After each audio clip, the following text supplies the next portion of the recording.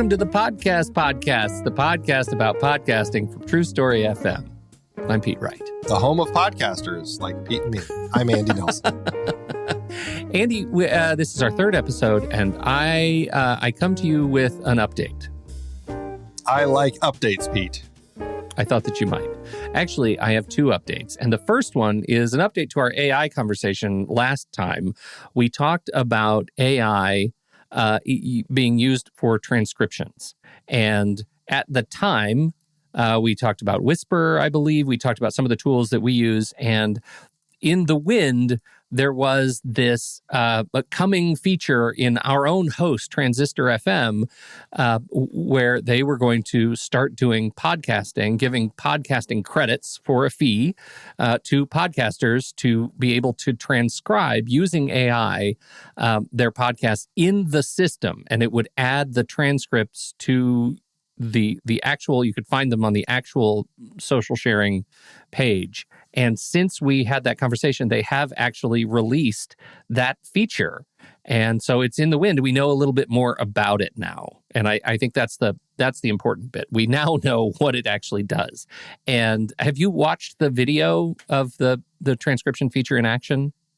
Yeah, it's slick. It's nice that they've created a tool that's as well integrated as it is. And it looks like it's it works pretty cleanly. And that's something that I really like about them. I like about Transistor in general, really.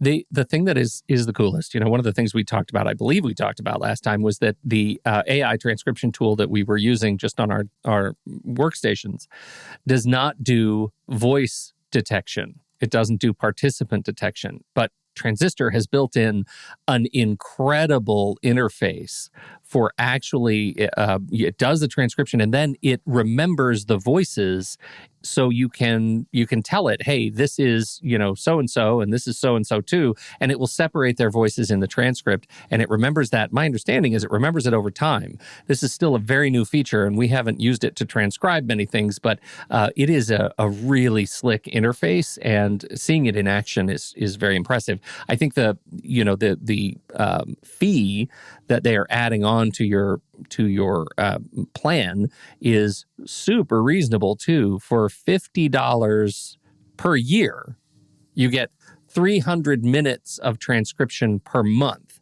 So $50 a year, 300 minutes per month.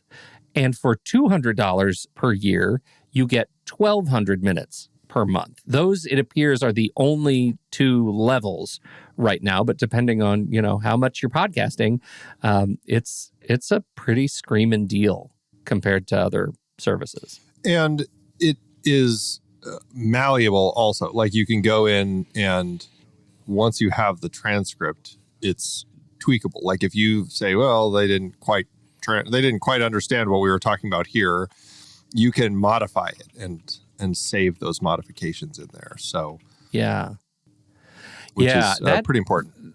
And you can download them. I mean, they're not locked to Transistor, right? You can actually download the files. You can actually download the transcripts appropriate for YouTube, like SRT transcripts, and put them in YouTube and use them as captions on a video version of your show. It is I think one of the slickest implementations that I've seen, and I think it's pretty smart. So we're going to be investing more in using this transcription tool, especially for shows that aren't that we aren't transcribing already in other means. I'm very excited about it. Yeah, very much so. Andy, I have another update, and I know because I know your love of spreadsheets that you're going to be very excited about this one. You know me all too well. We talked a bunch last time around about the move to YouTube and YouTube becoming a podcast, YouTube Music in particular becoming closer to a first-tier podcast app. And this is really interesting to me as a nerd.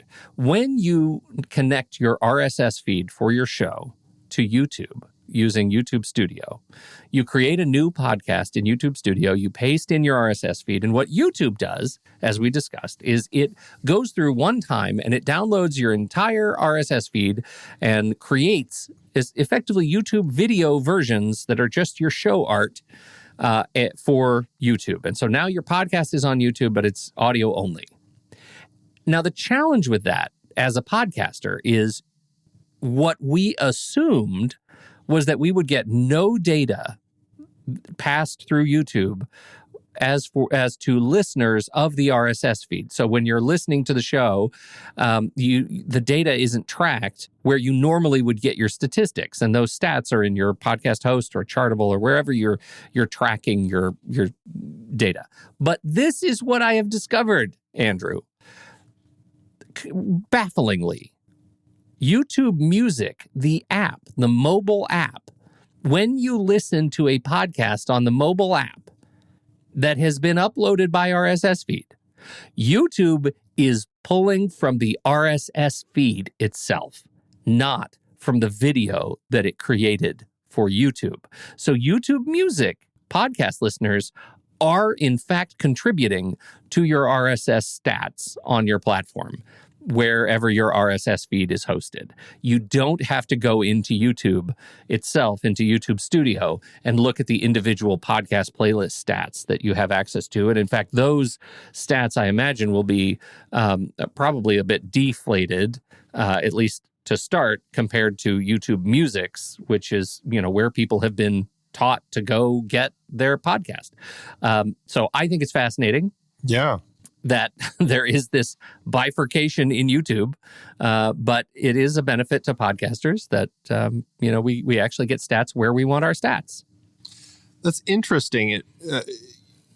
It just speaks to the nature of YouTube and the nature of podcasts in general and people's expectations of them. Is it a video? Is it do I watch it on TikTok where you can also tap into the podcasting world? It's like all of these different platforms are getting into the podcasting game, realizing there's something there, but then they're incorporating some of their own elements into it and kind of transforming the world of podcasting in other mediums as well. And that's something that's kind of interesting to see how podcasting is evolving, perhaps some of it beyond just audio, into video podcasts and things like that. Like, we're getting a wider variety of what podcasting means. And it does make me wonder, as YouTube starts bifurcating its the analytics essentially for the different versions of each episode that it will be having hosted in different places, how will that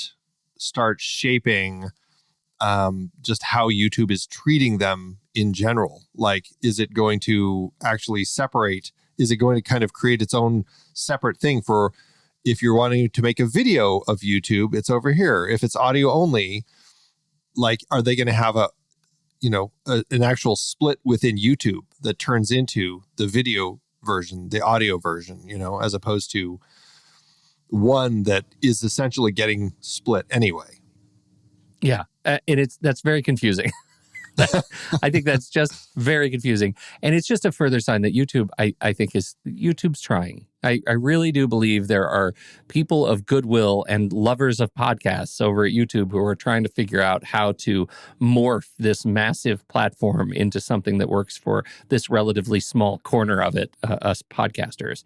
And so far, it looks promising. Does it deliver? We'll see. I mean, it's very, very new. And the Google Podcast app is just on the verge of closing down now that we're into March of 2024. So, we'll see how this plays out in the coming weeks and months. But so far, I'm pleased to say that most of our shows, not all of our archives, but most of our shows are up there and tracking, and who knows where those RSS links are going to show up. I think the current thinking is, for now, they will be showing up in your RSS stats as an unknown player, which, at least we'll be able to attach some meaning to that.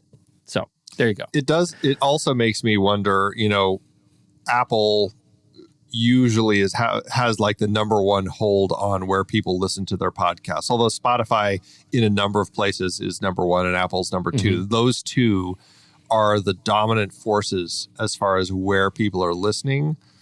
I'm curious, as YouTube starts developing more of its own tools and apps and whatever to be specific to audio podcasting, are we going to see that jump up and potentially become one of the top 3? I'm curious how that evolves. I don't think that would be a terrible thing for one reason, and I think we mentioned this, that YouTube is, I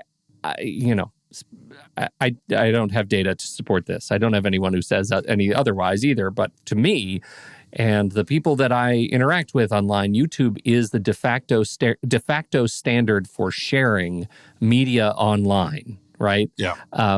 And to add podcasts to the mix, I think, is opportunistic for us as podcasters to give potential listeners an easier way to actually, or a more expected way to actually listen to single episodes of our show. It's predictable. It's something they've likely seen before.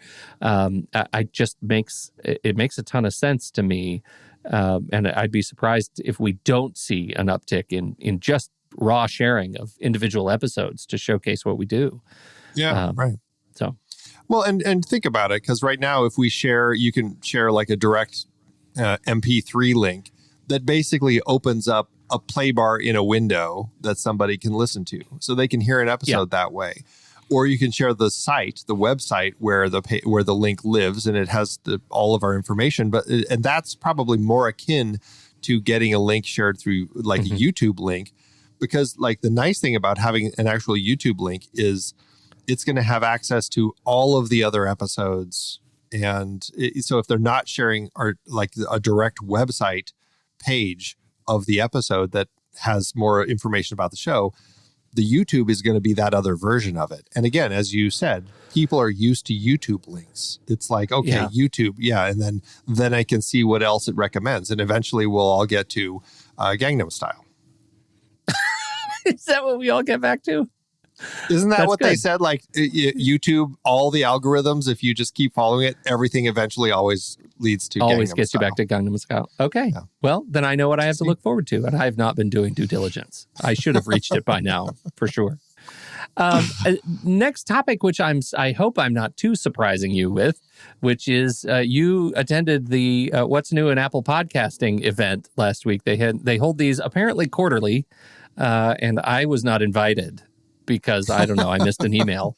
And I wanted to just do a quick refresher about what we learned out of that particular online event. Yeah, I mean, it was a great update of Apple Podcasts, which, again, it's a very popular app for podcasting.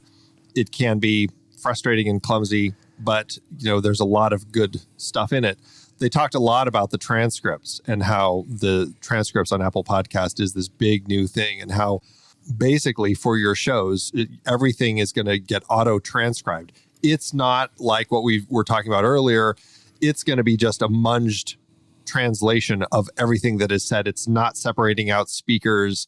It's a essentially closed caption version of the show without identifying people.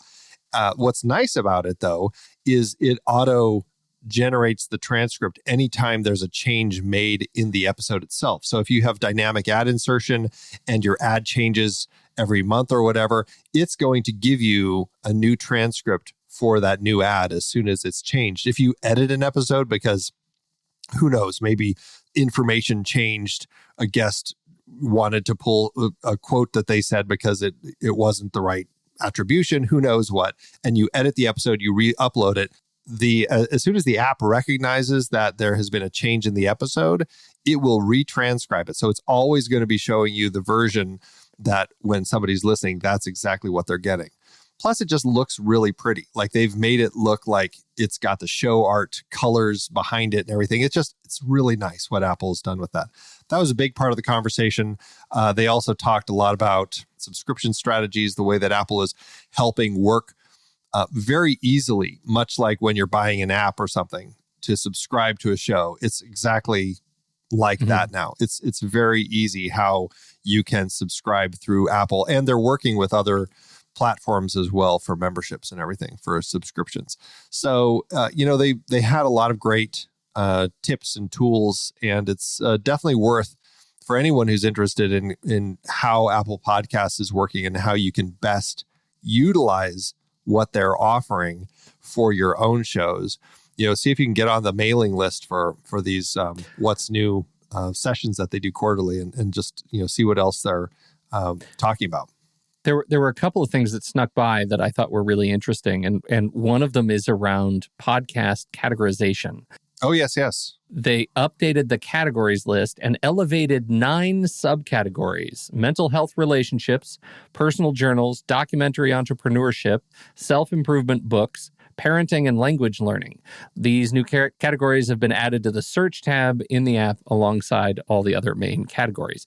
That is, I think, anytime they update the categories is a time to revisit your podcast, because new categories mean new top lists. And isn't it great to have your podcast suddenly show up on a what's new list with greater frequency, just by virtue of the fact that you were the one who kind of jumped in early to recategorize your show. I think that's interesting. The last one that I think is probably worth talking about, but another one that we are not as experienced using, is the new partnership with Linkfire. It's a marketing toolkit, or they have a marketing toolkit that you can use. It's got smart links. You can create customized landing pages, all sorts of stuff to really help promote your show. And they're working with Apple to more directly kind of create a compatibility between Apple Podcast or shows that are on Apple Podcasts with their Linkfire search engines. It does make a ton of sense, because Linkfire was originally, my understanding was, it's much more a music discovery tool to create landing pages for new music and pre-releases and all kinds of things. And now I think this collaboration will probably be really useful for podcasters. Create customizable landing pages, help discovery, recent episodes, and to do it in a way that is aligned with whatever your podcast brand is. Also, some analytics notes. You can see what links are driving listens and plays, follows, and even subscriptions on Apple Podcasts. So there is a much more sort of intimate analytic relationship with Linkfire podcasting through and Apple Podcasting. So I think that's the novelty of this new partnership, and it's worth exploring through Podcast Connect. We'll certainly be doing some exploration of it ourselves, just to see how we can better integrate it and if it makes sense to use fully with some of our shows. But it seems like a promising opportunity. Andy, I have a topic. Oh, a topic. I do. So I was at this reunion a little while back, and somebody came up to me at the end of the reunion who says, "Hey, I just started a podcast. I hear you podcast. Tell me everything I need to know about podcasting." Wow. I love this question. How much time did they give you? Yeah, right. We had a delightful conversation and are obviously connected because, we're part of the same alumni group.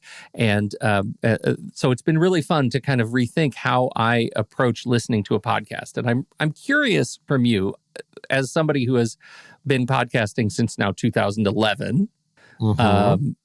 And, your take on finding your podcast identity, your podcast voice.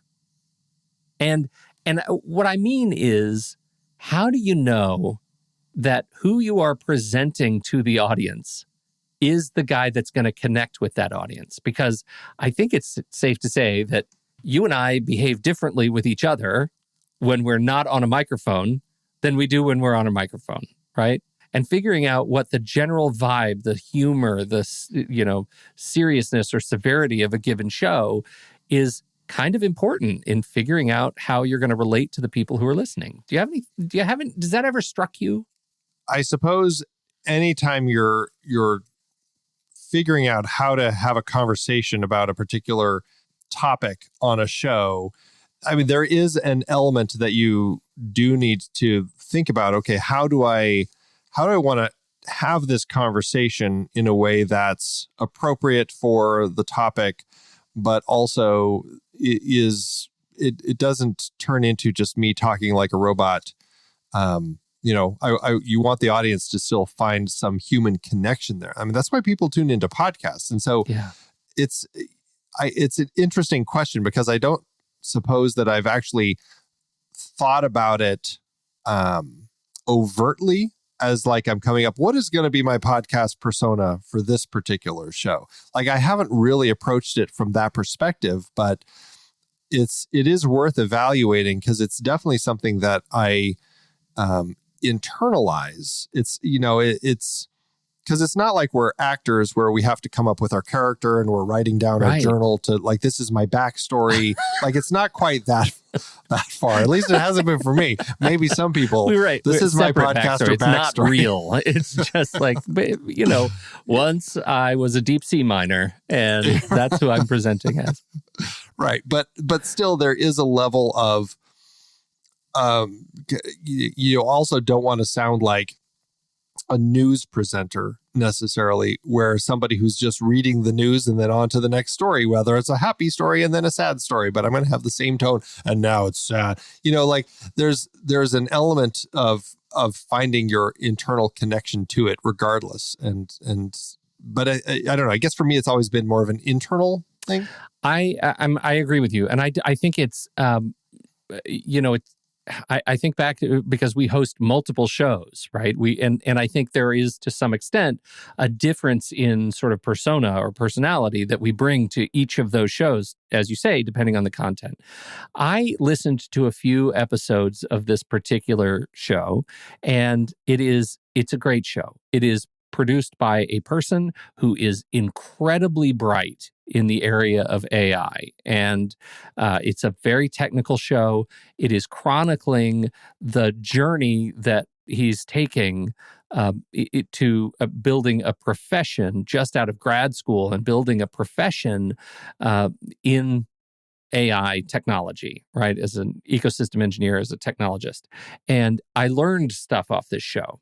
And my number one comment was, I don't think you're having any fun. And the podcast is designed to explore these topics that ostensibly the host is excited about, right? I'm teaching things on this show that I'm excited to do for the rest of my life, right? Like, I'm excited to interview these people. And it was clear and cogent and well-structured, and nothing wrong with the content that I could find. It just didn't build that spark of connection that I felt like, as a listener, brought me on the journey with him.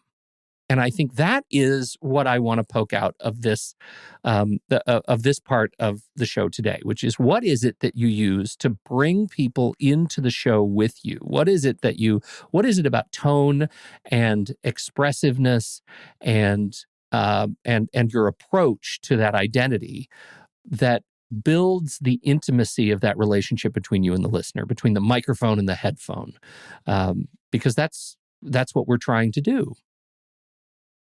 I think a lot of it, regardless of whether it's a show you do by yourself or a show where you have a regular co-host or a show where you have a different guest every time, I feel like there's a level of conversational energy that you need to find. And I suppose that's part of it, is like a genuine interest in the topic always helps, but also finding that performative way to kind of like connect with somebody where you're connecting with the person you're talking with as if they're another friend of yours who's really into the same thing too. And just having that energy and that conversational style where it feels more animated, I guess. In the scope of doing voiceover, I used to do voiceover performing, and it's definitely something like you need to think about. In a way, it is kind of like acting, but you're bringing these different levels to the way that you talk, so because some people can be very excited about something, but it all comes across in a very monotone way. And it's just like, this is just like the most exciting thing in the world. They may be excited, but there needs to be that external expression, I think, that comes along with that. Because audio, even if their face looks excited, you're only hearing it. And that's something I think sometimes people don't necessarily remember. Yeah, I think that's really true. And this goes back to something we talk about quite a bit when we're onboarding new podcasters or new clients who want to start podcasts. It's the idea that you have this listener avatar. And, knowing who you're talking to makes a huge difference. And we talk about, actually paint that picture, right? You don't have to actually paint a picture. I don't care what you do. But you actually describe for yourself in writing, who is the person I'm talking to right now? What are they interested in? What do they drive? Because frankly, they're probably driving, right? Or what kind of phone do they use? What kind of earbuds do they use? Like, who is the person that you are actually speaking to right now? And keep them in your mind when you're podcasting, right? Because for me, it's always Andy. Even if I'm not on a show, I always imagine Andy. He's the guy I'm talking to all the time. But it gives me somebody to, at least in my mind, respond to when I'm speaking, right? It gives, even if I'm doing a solo show, I can speak as if the person who I know is listening to the show, that listener avatar, I give them a name and I just pretend I'm talking right to them and I'm trying to convince them of some perspective. And that changes the way my voice works. That changes my level of intensity and the variation of my tone. And it makes, I hope, a little bit more a compelling statement that reminds listeners to stay engaged, to keep listening, to stay on board the train. It is interesting because there is a performative aspect to it for sure, but yeah, it's interesting when you just listen to people, especially people who are really good, like actors or anyone who's just really good at emoting and how they come across. Like if you listen to an audiobook by where I don't know if Meryl Streep has ever done one, but if you find something, actually, I think she did. I think I listened to with the kids, I think it was like the Velveteen Rabbit or something. And even just simple expressions, like you can get so much across that just draws you right in. And that's, what we're talking about. You don't have to be bringing Meryl Streep levels to it, but just find that when you have that vision, as Pete was saying, with like the avatar of like the person that you're talking with, that person should be someone you're really excited to have this conversation with. And like that can help you find that level of that performative tone. And I will just say, Meryl Streep has done 30 audiobooks, Andy, 30. We'll see. She's great. And the Velveteen Rabbit, that's a great one. She's done a bunch of Nora Ephron, and she and Ann Patchett are besties. A lot of Ann Patchett work on that. I think that's exactly right. Like figuring out what that tone is. And I would just say, give yourself some grace to figure it out.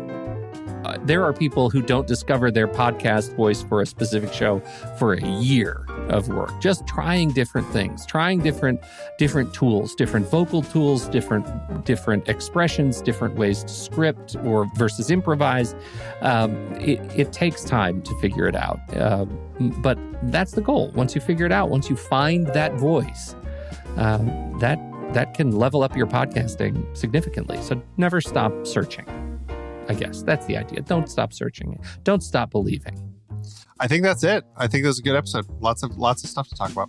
Lots of stuff to talk about. Thank you, everybody, so much for hanging out and listening to this episode of the Podcast, a podcast about podcasting from TruStory FM.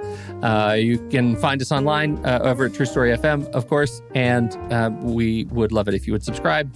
And, as long as you're checking out Apple Podcast transcripts when they come out in iOS 17.4, probably in a week from when we record this, then you should leave us a review over there. We've never asked for reviews on this show, the podcast, a podcast about podcasting. And we would love to have you give us a kind 5 stars. 5 stars, what are you doing with them? Nothing. You're not doing it. You're just hanging on to them. So we appreciate it. Let those 5 stars go. Let them flow. Yes. If you love something, you have to set it free. And we'll catch you next week, right here on the Podcast. Bye.